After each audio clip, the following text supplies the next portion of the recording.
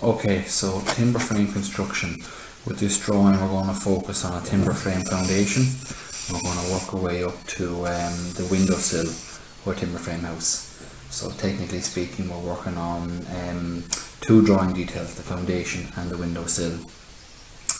At this point you would be familiar with the construction of you should be familiar with the construction of a standard concrete house with a concrete cavity wall, standard foundation and so on, and done the theory and done the drawing details, learned the components, learned the materials involved there. So a lot of components of this drawing details you should be familiar with.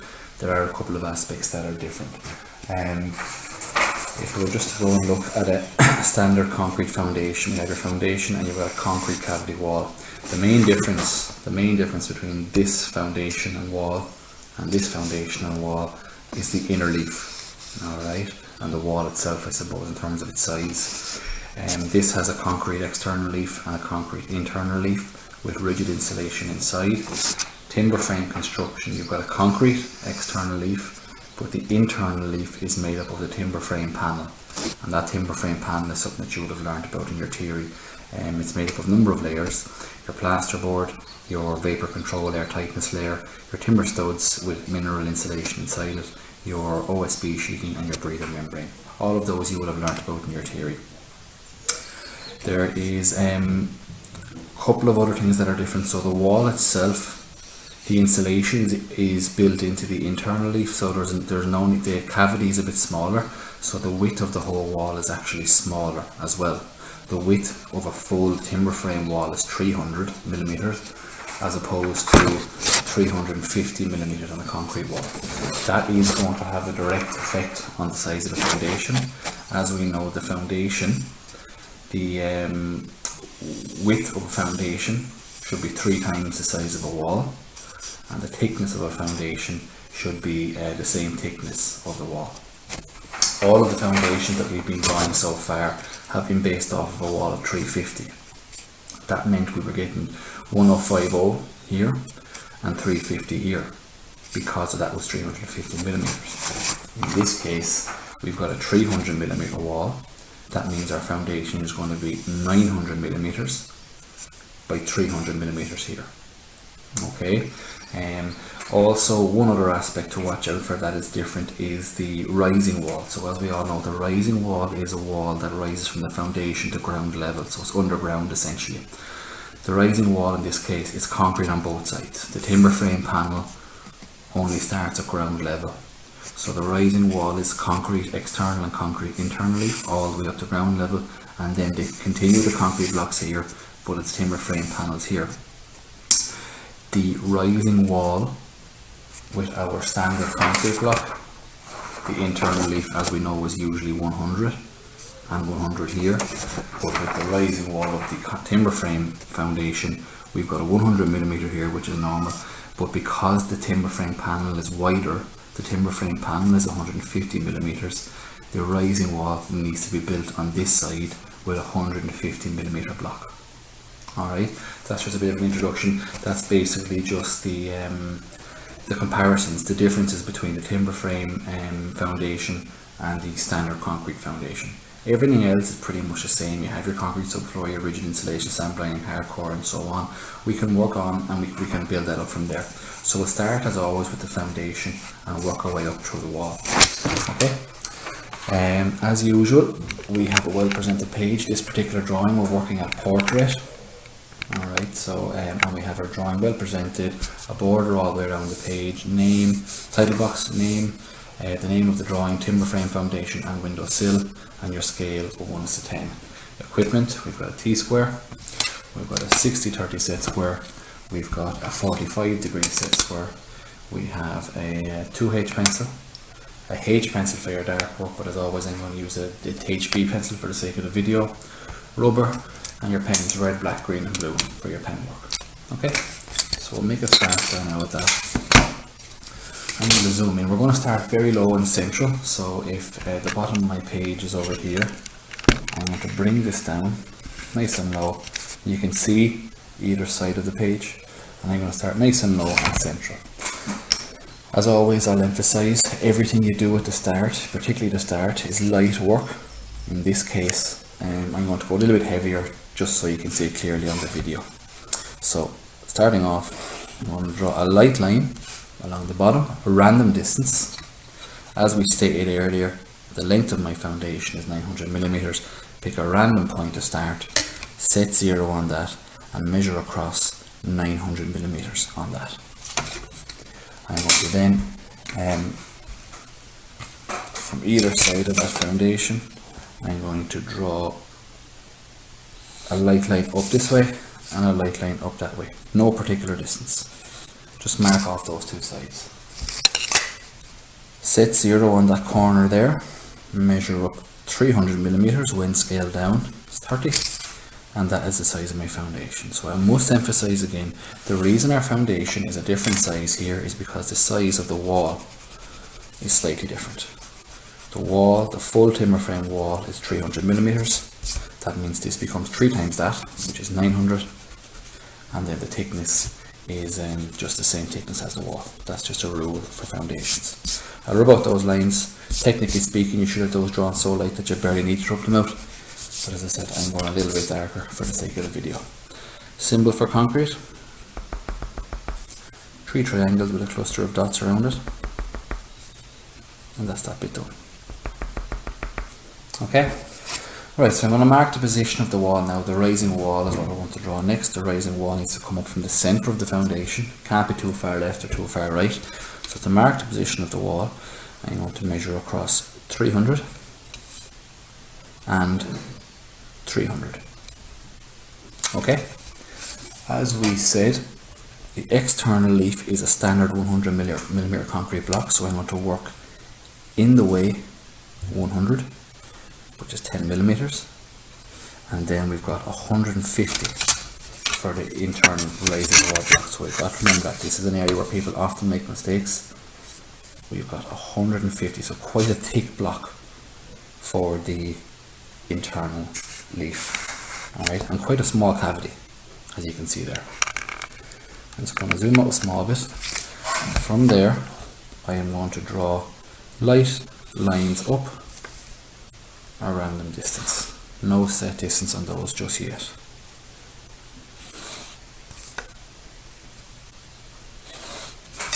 Okay, so 100 millimeter external block, 150 millimeter internal block.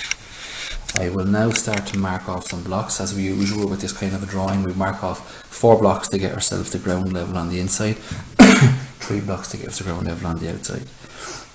225 is just the height of your block, so I'll mark off a couple of those. Move this over a little bit.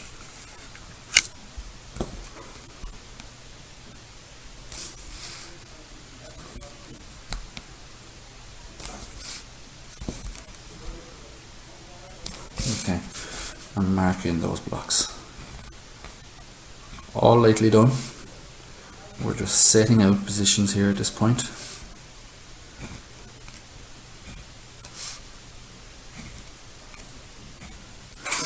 And that is that so far.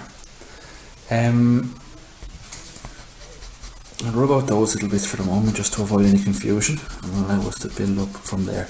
So just to get our ground level on the outside, we usually measure up our 3 blocks. There's room for variation, but it's good to have a set way of doing things. That'll be our soil out to the left. And as usual, we'll go up 4 blocks on the inside of the house. And from there, we can work our way down as we always do. Alright, before I do that, I must point out one thing that's slightly different up here as well. The timber frame panel is going to be placed down on top of this block. And what needs to be done here, what needs to be fixed to this wall here, is what's called a sole plate. And that's essentially the same thing as a wall plate on the top of the block. So a length of wood is fixed to the top of this block, sometimes to the top of this block. Oftentimes the well it can be built back down in here. So the sole plate is 150 by 75 millimeters. It's good, more modern ways of doing it are to build it back down into the block. So I'll just draw it first and explain further. 75 millimeters. So that is essentially a length of wood. So what really the block layer would have to build up the first 3 blocks, use a smaller block over here to allow the carpenter to nail the wall plate down. That's a length of wood going all the way around the perimeter of the house, and that allows the carpenter then to nail the timber frame panel into place there. Okay, from there we can just start working down this side like we always do. So 150 millimeter, 150 millimeter concrete subfloor. I'll leave a little space there for insulation. 100 millimeter rigid insulation.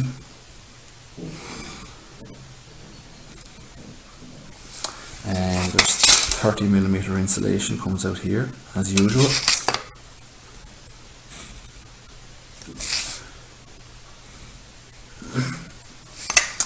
$40mm sand blinding,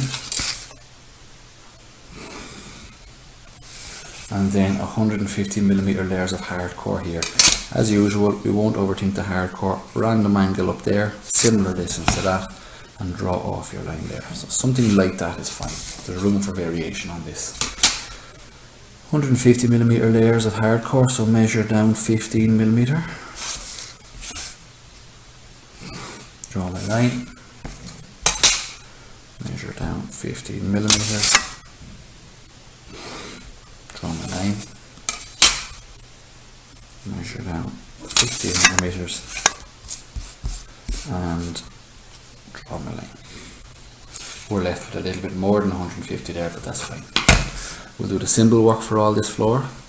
Concrete here, 3 triangles and some dots around it. Rigid insulation here, so this one takes a little bit longer to do. For the sake of the video, I just work my way about halfway across.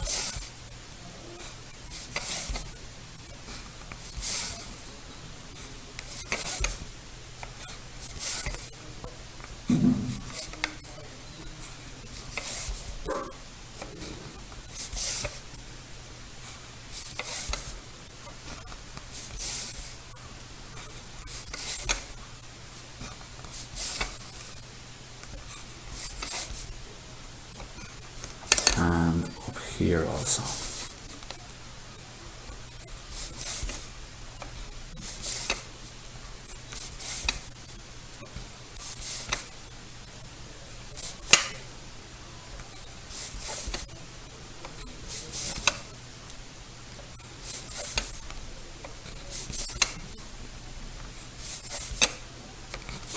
Okay, so that's the insulation there. Sand lining we just represent with some dots, and then our hardcore we represent with some hatch lines, a nice gap between those. Don't overthink the distance between them, just get that drawn in.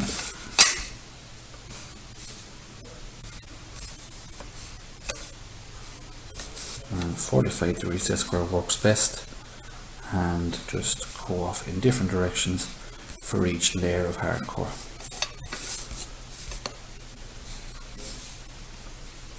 And that's the floor area done, pretty much the same as usual. Okay, the next thing that I want to do then is I want to just work the timber frame panel into place. So this is where the difference. Once I build the timber frame panel, I'll extend up that block work. That block work is just the usual, a couple more blocks up. We're going to work our way up. Towards the windowsill, and how far up we go to the windowsill can vary. We'll just go up something similar to what we have there. So I want to focus on drawing this into place. Whatever height I go with the timber frame panel, I'll just build the blocks up there. As we said, the timber frame panel, this here is the bottom rail of the timber frame panel. This is the stud work, the timber studs, plasterboard on the outside, OSB wood on the inside, and your top rail there needs to be built in. So what I'll do then is, on top of that sole plate, I'll extend that up. We'll make our timber frame panel about that height, just a small bit,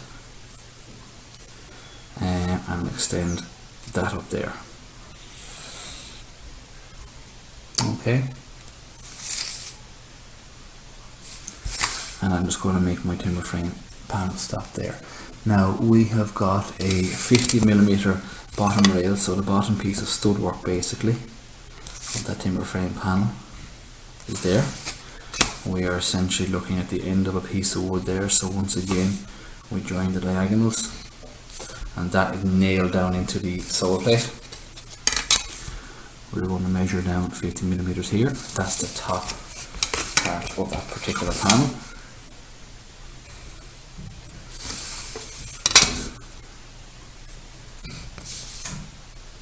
And that's that there. Alright, we'll draw the plasterboard. So we've got 12mm plasterboard which is fixed to the inside of that, so 1.2mm. Be as accurate as you can with that.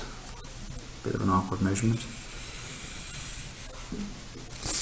Got plasterboard there. And on the outside of it we have 12mm OSB wood, sometimes plywood as well, one or the other. So large sheets which are fixed and they add strength to that panel.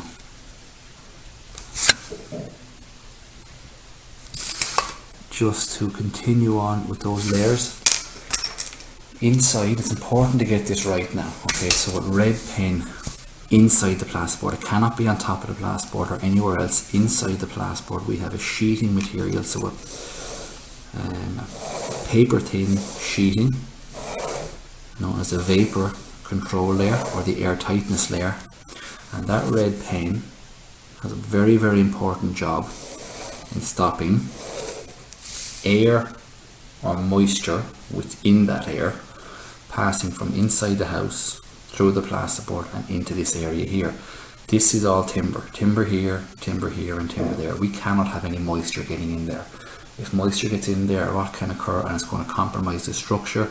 This blocks out any air or moisture coming from outside through into there. Okay, on the outside of the OSB, now this is important. If it's on the inside, it's incorrect. It must be on the outside. So it's really important to get these layers correct.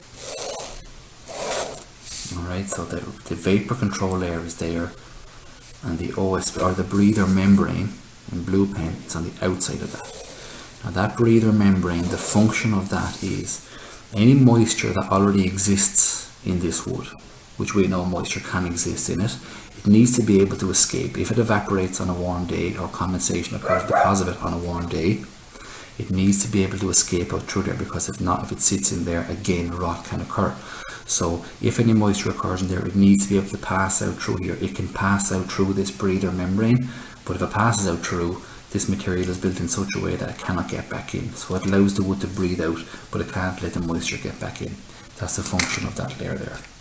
Between these timber studs then we have our soft mineral wool insulation also. And that's the timber frame panel done. It's important to know those layers, but also know the names of the layers and know the function of each of those layers also.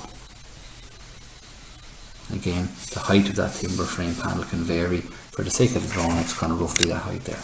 That'll depend on the architect or the design of the house. I'll just extend up the external block layer and draw in some block heights.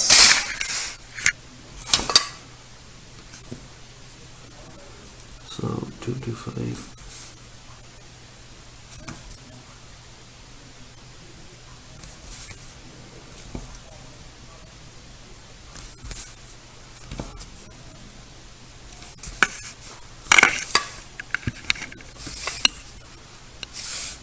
Goes in first.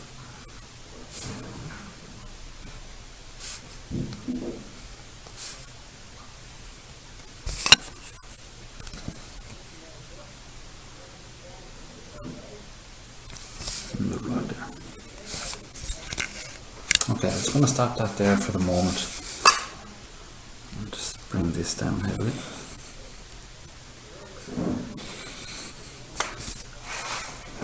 Right, now at this point I could extend on more blocks there, but we're going to have to cut down into those blocks to put the windowsill, which I will show there now. So as you can see there, the windowsill rest up against the timber frame panel, and it's built back down into the blocks there.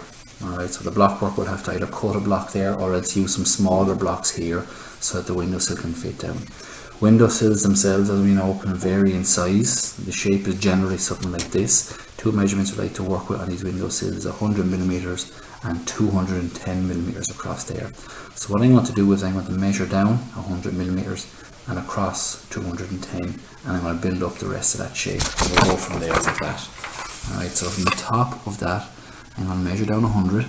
So in this case they would have had to use a smaller block, alright, or else cut down that block in some way and extend the line out there.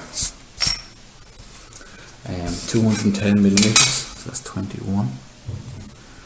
Again, as I always say, with those windowsills there is room for variation in size. And from there I'm going to just draw up the windowsill, the shape of it.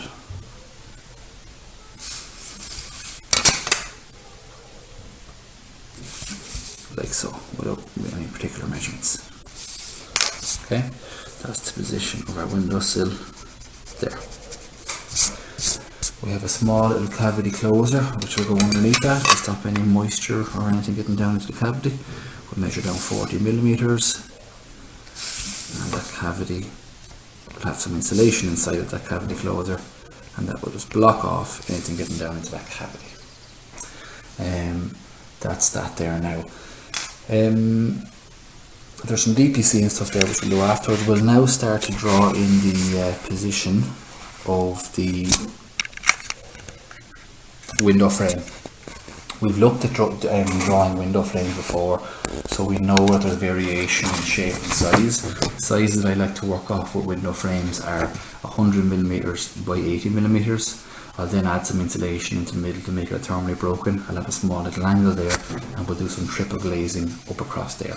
Alright, generally the window frame will rest somewhere in the middle of the cavity, so a good place to start would be maybe on the edge of that position there. So what I'll do to start myself off here is I will draw a rectangle.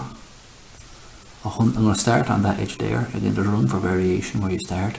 100mm by 80. This is all done lightly to start off. Okay, I will measure in maybe 1mm there and 1mm there. I'll put a little angle on there just for aesthetics, although that can vary. About that little bit there, and I'll put a little angle on there.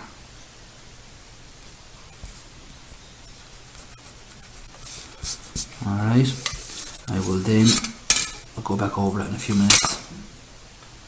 I will then come down there 4 or 5mm, again that can vary, and that is where the window unit is going, the glass unit is going to slot into that frame. So this, what we're doing here, is a fixed frame window, by the way. It's not a casement window.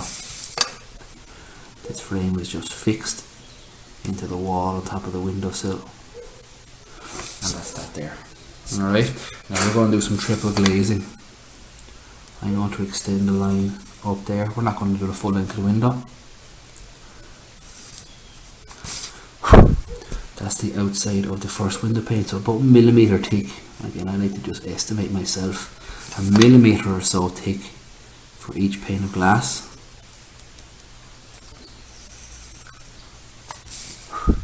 And then in the center, again, estimate as accurately as you can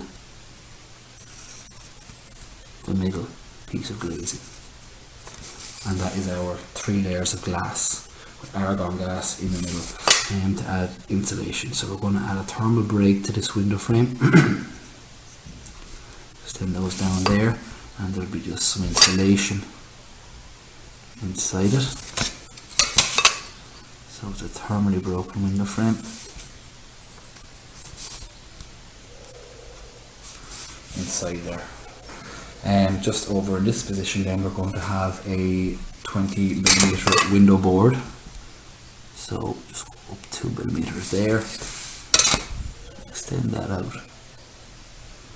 Your own distance, it doesn't matter, that can vary in size too, so I'm not even going to measure that.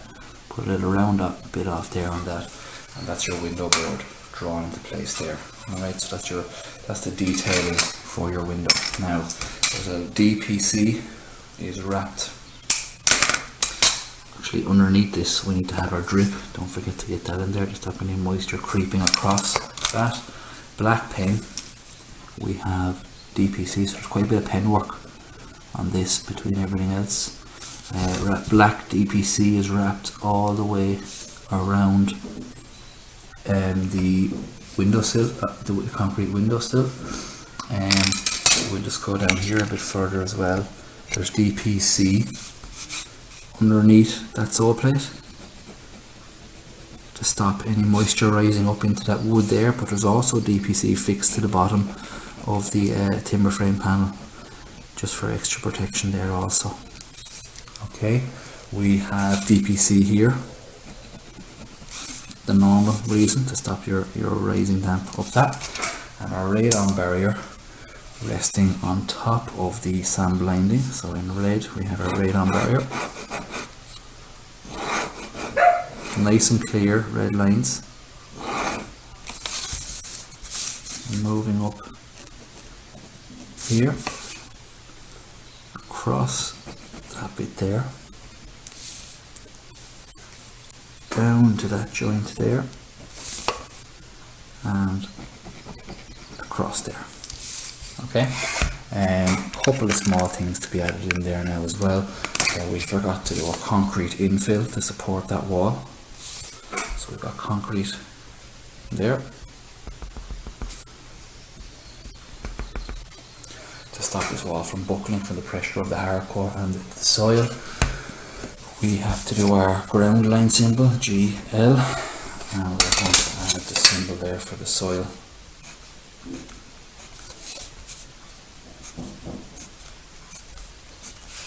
There.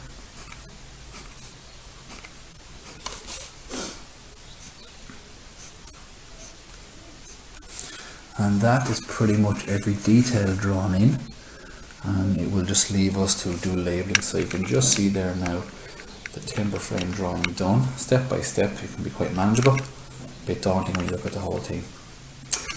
Okay, so labeling, we're going to go straight into labeling there now. As always, we try to be neat and tidy with our label work. We don't want labels scrawled all over the place. So we've got space here, we'll use to label all of these. We'll use this space here to label some of the wall components. We might use some space up here to label the window components, and maybe down here for the foundation and so on. So we'll go straight away, and I'll just bring some arrows up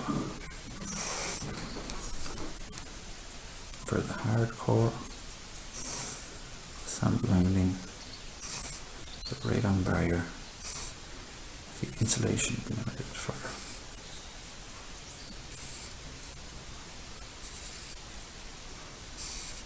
Okay, Subfloor. Okay, so a little dot on each of those. I'll just zoom in a bit closer there.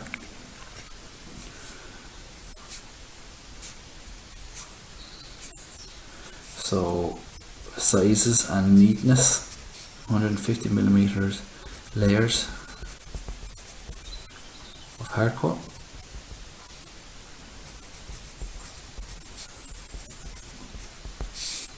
.40mm sand blinding,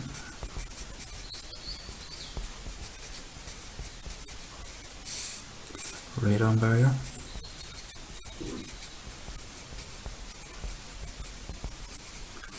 and 100mm rigid insulation,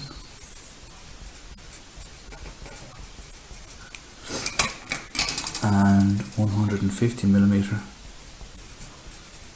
concrete subfloor. Okay, we will then go over here and we'll start doing the parts of the panel. Really important to get all those parts of the panel done right. So I'm going to bring a line out there for the plasterboard. the vapor control air tightness layer, the studs, the OSB, and the breather membrane. Nice and tidy with each of those layers. And we'll start labelling those. So we've got 12mm,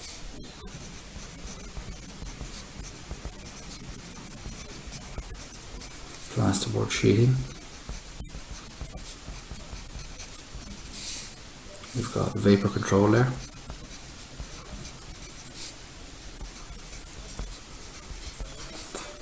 air tightness also you can call it,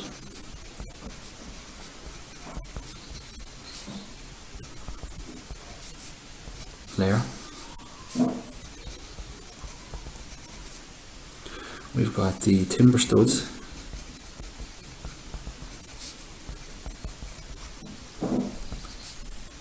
and insulation.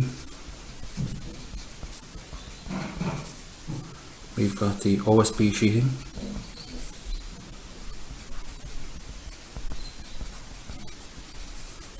and we've got the breather membrane.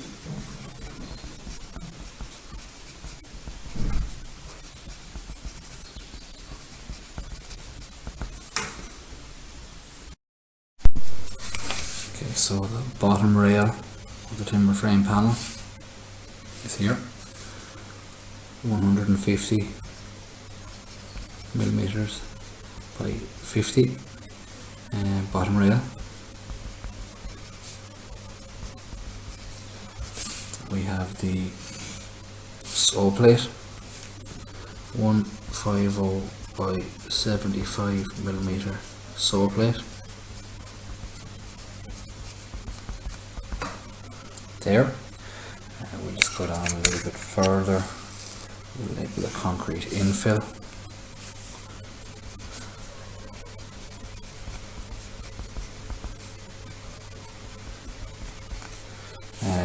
We'll label the external concrete block here, 100mm external block.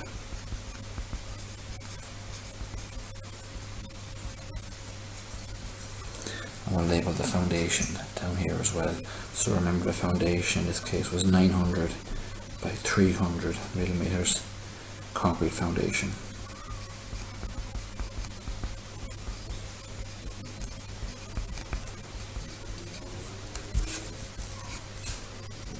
There. We need to just label maybe the internal leaf of the rising wall. So we've labelled all the internal leaf there, but we'll just we'll come across here and we'll label that as a 150mm internal concrete block.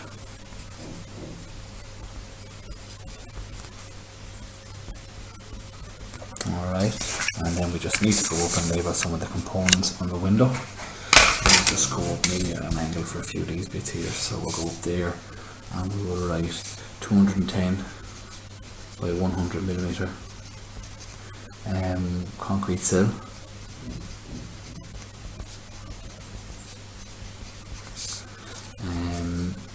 We'll go up here and we will label the window frame.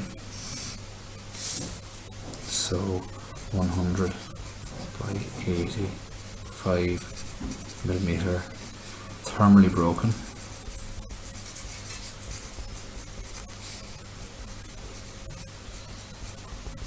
Window frame.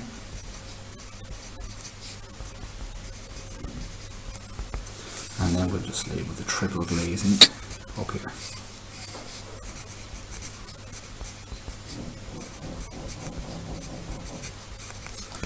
And that pretty much concludes the full complete drawing, well presented, well specified and properly to scale.